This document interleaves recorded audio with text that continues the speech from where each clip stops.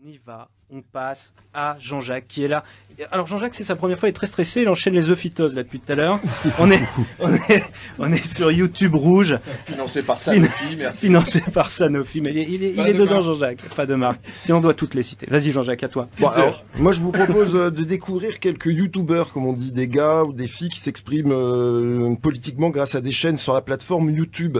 C'est souvent très bien vu, parfois marrant, mais surtout ils répondent en partie à la question qui nous intéresse aussi: quelle forme vont prendre dans le futur les médias de gauche, vu que la presse s'écroule et vu que pour l'instant, on en parlera peut-être, il n'y a pas de médias audiovisuels clairement à gauche. Alors je crois que celui qui est le plus en pointe, c'est Osons Causer, petite équipe qui bosse beaucoup ses dossiers. Voilà un petit extrait de ce qu'ils disent sur la loi travail.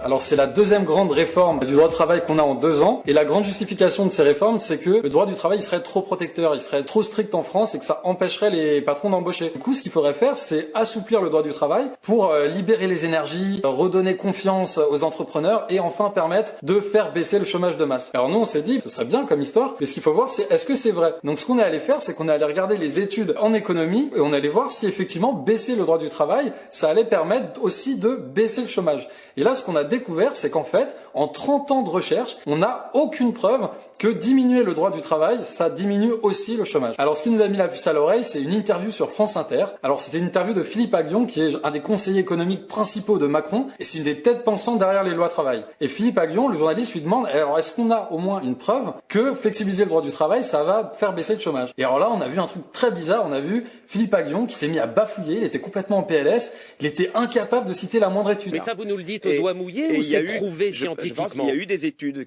voilà, il y a des études, je peux pas vous dire voilà telle étude, mais enfin je sais que c'est prouvé, c'est établi. Et alors là, j'ai fait de la recherche, ne pas savoir citer une seule étude sur ton domaine, c'est hallucinant. C'est comme si tu étais boulanger et que tu étais incapable de donner le nom de tes pains à tes clients. C'est juste pas possible. Bon bah du coup, on allait faire le travail à sa place et on a épluché 30 ans de recherche sur les effets de la flexibilisation du droit du travail sur le chômage et l'emploi. Et ce qu'on a découvert, c'est que des études, il y en a eu vraiment dans tous les pays du monde, dans des situations de croissance, de récession, vraiment dans toutes les situations. Et les études, au début, dans les années 90, il y en avait certaines qui trouvaient un effet, d'autres qui trouvaient pas d'effet. Du coup, c'était très controversé. Mais depuis quelques années, en fait, la situation est devenue très claire. Toutes les synthèses disent la même chose.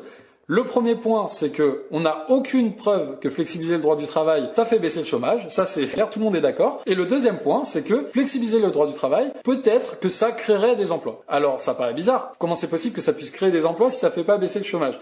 En fait, la raison est toute simple. Les études qui montrent des créations d'emplois, c'est très majoritairement dans des petits secteurs. Donc, en fait, on peut créer des emplois dans un secteur en prenant d'un autre. Et au final, ça ne fait pas baisser le chômage. Et ces études qui trouvent des effets comme ça, en plus, c'est des effets généralement très faibles. Donc, si on prend l'ensemble des études, et notamment les plus récentes, ce que nous dit la science économique, c'est très clair. Flexibiliser le droit du travail, on n'a pas de preuve que ça fait baisser le chômage. Et dire le contraire, bah tout simplement, c'est faux. Le fil d'actu reprend les codes du JT classique, mais les détourne plus ou moins subtilement.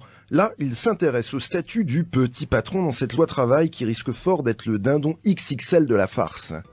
Et le pire du pire, donc le plafonnement des indemnités prud'homales et la suppression du plancher de 6 mois minimum de salaire d'indemnité en cas de licenciement sans cause réelle et sérieuse si tu avais plus de 2 ans d'ancienneté. Alors ça, c'est assez incroyable. Bon, bah moi, 6 mois de salaire pour un licenciement non mérité, je trouvais ça plutôt correct. Je sais pas, le temps de se retourner, quoi. Et surtout, qui va attaquer au prud'homme, d'accord, assigner au prud'homme, attendre 3 ans un jugement pour gratter entre 1 et 3 mois de salaire? Eh ben, personne sauf les cons, mon copain, je préfère te le dire. Et déjà, l'avocat, il va te prendre entre 500 et 1000 palos plus 15% de ce que tu vas gratter. Alors, autant dire que tu vas rien faire du tout et qu'il faudrait être con. Et d'autant plus que tu peux plus le faire tout seul, ou du moins c'est beaucoup plus compliqué depuis la loi de 2016. Alors, pour ce qui est du plafond de ce que tu peux gagner au maximum au prud'homme pour un licenciement sans cause réelle et sérieuse, alors maintenant, c'est 20 mois. Alors 20 mois de salaire. Alors même si ça fait 30 ans que t'es là, du coup tu sais rien foutre d'autre, et que t'as une famille nombreuse à nourrir, ils en ont rien à secouer. Je te le dis, ils en ont rien à secouer. Alors c'est assez dramatique parce qu'en fait l'air de rien, c'est plus ou moins l'abolition du CDI. C'est une forme de création de prime de précarité pour la rupture du CDI. Et quand on voit la teneur des débats, c'est absolument affligeant. Tu sais, les patrons ils sont là à se plaindre des prud'hommes, des indemnités prud'homales, comme si ça tombait de la lune. Mais les juges ils sont pas là à juger avec une faucille et un marteau. c'est des mecs qu'on bac plus 8. Hein. Et les juges face à toi au prud'homme, c'est pas Robespierre qui crie guillotinons les riches, bordel de merde. Je sais pas si vous avez déjà vu un juge, hein, mais ça transpire pas l'essence prolétaire, mon pote. Hein. Ça pète pas autour d'un barbac en buvant de la 8-6, bordel de merde. Ils sont là juste pour appliquer la loi, d'accord? Et s'ils te condamnent, c'est que tu as commis une faute. Et pareil pour le montant des indemnités, ok? Ça tombe pas du ciel ou de la roue de l'infortune, poteau. Ils étaient là pour évaluer un préjudice financier et moral. Point barre, c'était le rôle des juges. Mais c'est terminé, maintenant les juges, ils vont se transformer en guichet. Le pauvre, tu t'assois sur la bouteille, t'essaies de pas abîmer l'étiquette, elle doit servir pour d'autres. Alors si vous connaissez, vous avez bien vu que c'était pas du tout le fil d'actu, c'était Bonjour Tristesse qui parlait des indemnités au prud'homme. Le fil d'actu, c'est maintenant qu'on l'écoute.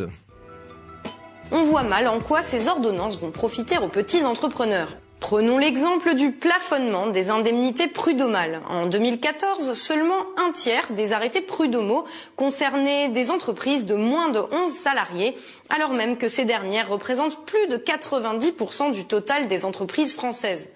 Les indemnités qu'elles ont dû verser étaient par ailleurs en moyenne 3 fois moins élevées que pour les autres. Ce ne sont donc pas ces entreprises-là, pourtant essentielles à l'économie, qui profiteront d'une telle mesure. Plus généralement, on peut d'ailleurs s'étonner de l'idée que le gouvernement se fait et véhicule des petits entrepreneurs. Soyons honnêtes, il ne semble pas abusif aujourd'hui de dire que les procédures d'embauche peuvent constituer pour certains un casse-tête administratif. Par Jupiter, est-ce que les gens peuvent être désagréables, que voulez-vous? Le laissez-passer à 38. Vous avez le formulaire bleu? Le formulaire bleu? Non. Alors comment voulez-vous obtenir le laissez-passer à 38? Et où trouverai-je le formulaire bleu? Guichet 1. Mais j'en viens. Mais pour leur simplifier la tâche, pour les soutenir dans leur démarche, rien n'est fait. Il y a des choses à faire en matière de code du travail. Christophe Rameau, économiste atterré. Il faut simplifier. Mais vous savez pourquoi il a épaissi au cours des 30 dernières années? C'est parce qu'on a introduit plein de mesures libérales de dérogation. Et donc, la loi El Khomri a ajouté des dizaines de pages au code du travail, et la loi Travail XXL qu'on nous prépare, elle va en rajouter des dizaines, si ce n'est plus de 100 pages. Les seules simplifications mises en place concernent le licenciement, voire le licenciement abusif, comme si tout petit entrepreneur ne voyait dans son salarié que le coût qu'il lui représenterait si jamais il lui venait l'idée de le licencier sans respect des procédures. Maintenant, voici le bon sens, alias Antoine Léaumont, qui lui fait sa petite chaîne tout seul et qui, du coup, est même devenu directeur de la campagne numérique de la France Insoumise.